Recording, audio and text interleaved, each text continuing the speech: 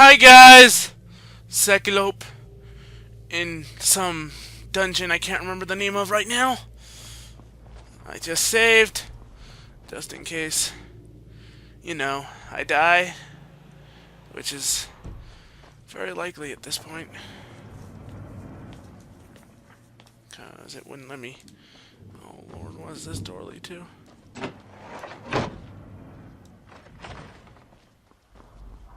That's the very front of the dungeon. What is this? Empty wine bottles.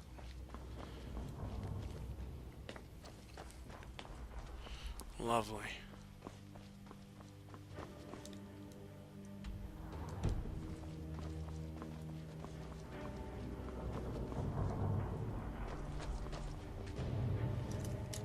Oh my god.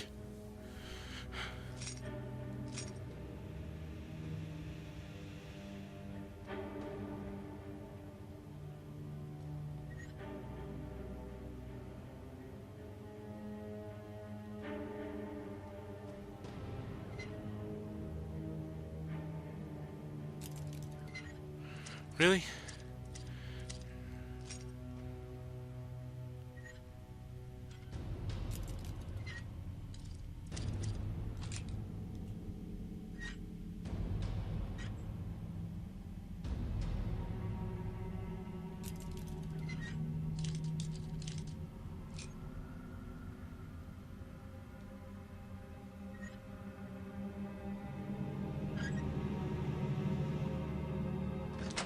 There we go.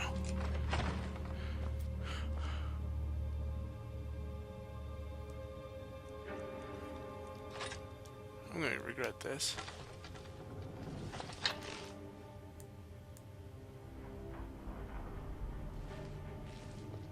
Ah, the sweet smell of burnt flesh.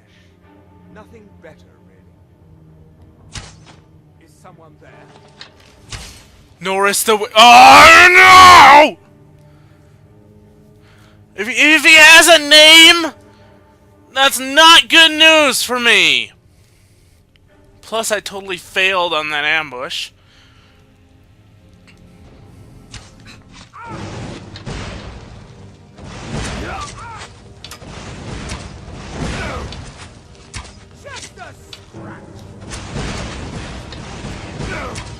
I'm gonna die.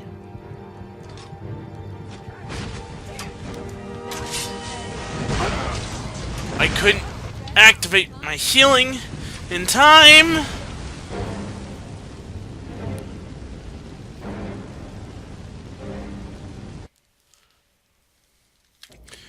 Horses and horse-drawn carriages are common means that I don't care. I just got killed by Norris the Wicked.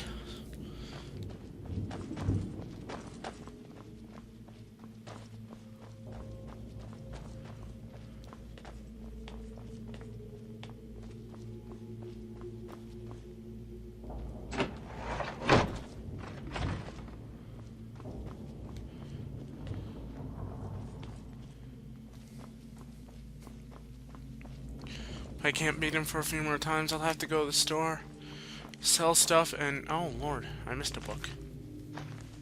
Can't have that now, can we? Find eagle. What?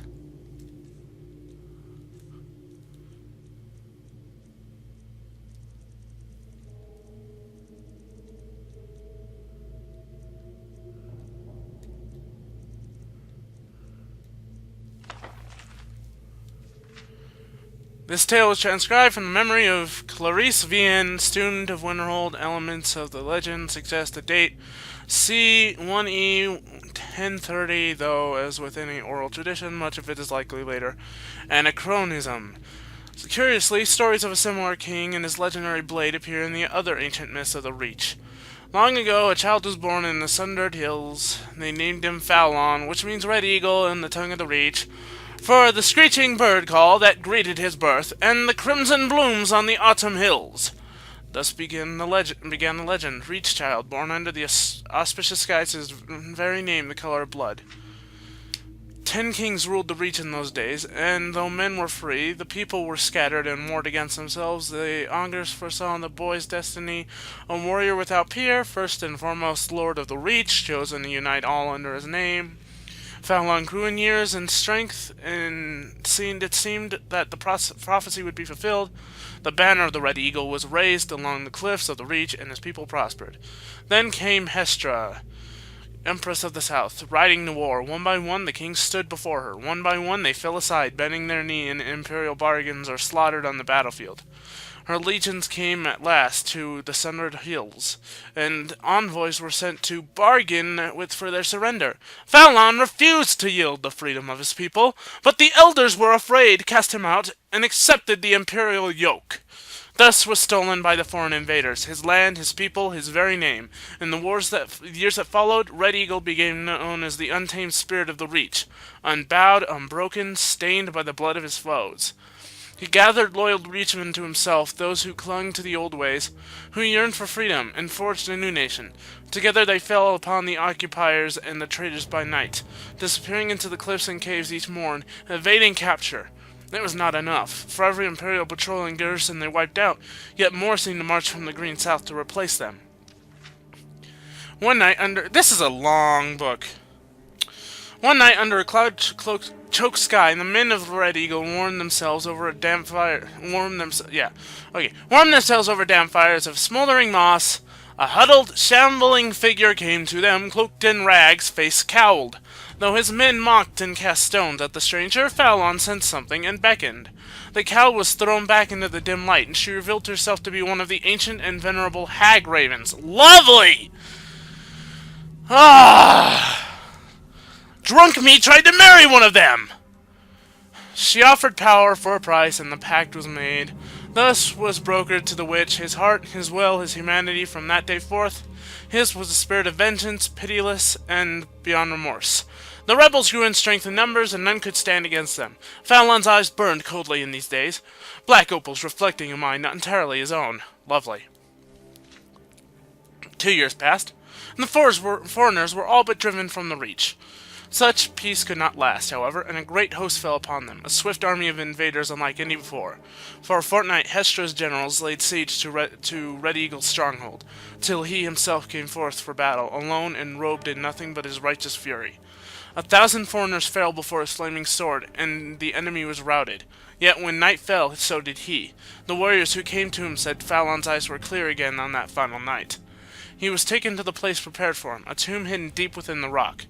With his remaining strength, he presented his sword to his people, and swore an oath. Fight on, and when at least the Reach is free, his blade should be returned, and he might rise and lead them again.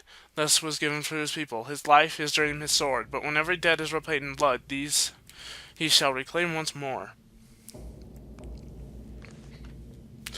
So, I gotta find his sword, apparently. According to the pop-up.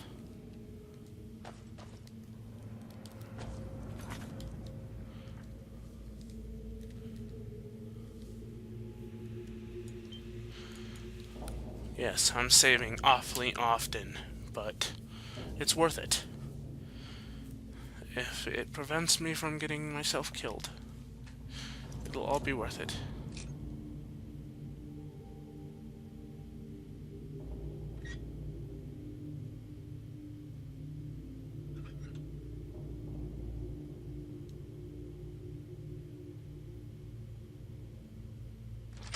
Wow. I didn't even move the little stick.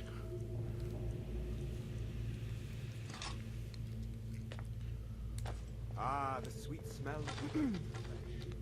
Nothing better, really. They die too quickly. Maybe I'll try and hold off on the paralysis next time.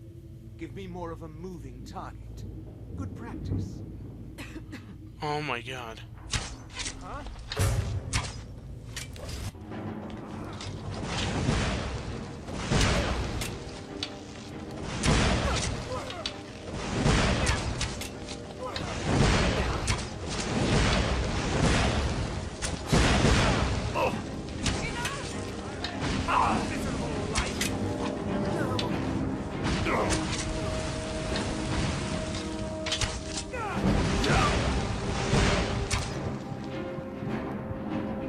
I'm dead.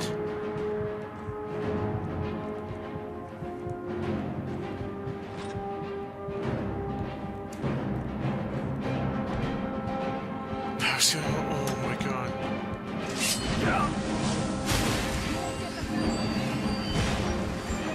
Regenerate! He's coming for me. I'm out of magicka.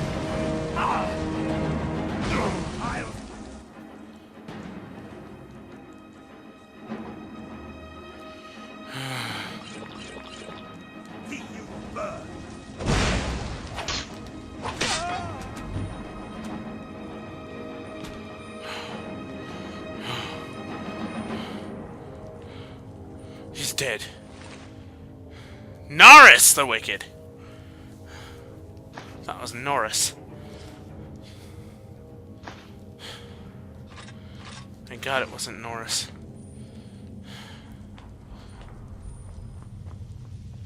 Oh my God. What monstrosity.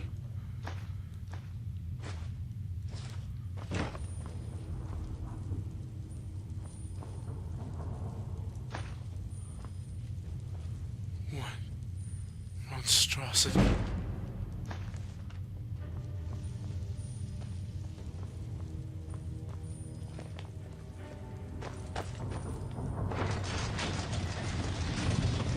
Oh my God.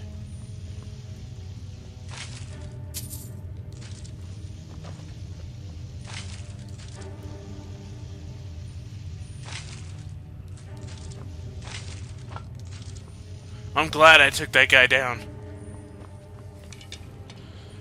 I will see you later, guys. And when I come back, I will have sold a bunch of stuff. And likely bought a bunch of potions.